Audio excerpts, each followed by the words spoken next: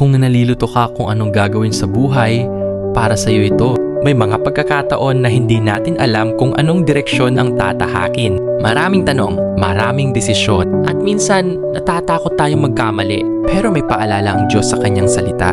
Magtiwala ka sa Panginoon ng buong puso at huwag kang manalig sa sarili mong karunungan.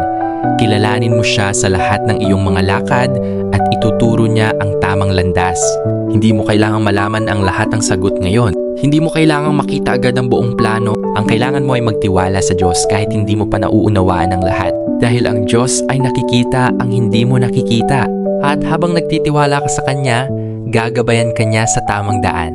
Kaya kung nalilito ka ngayon, manalangin ka, magtiwala ka, at ipagkatiwala mo sa Diyos ang iyong mga hakbang.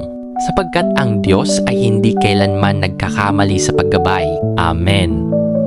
Magtiwala sa Diyos kahit hindi mo pa nakikita ang buong plano.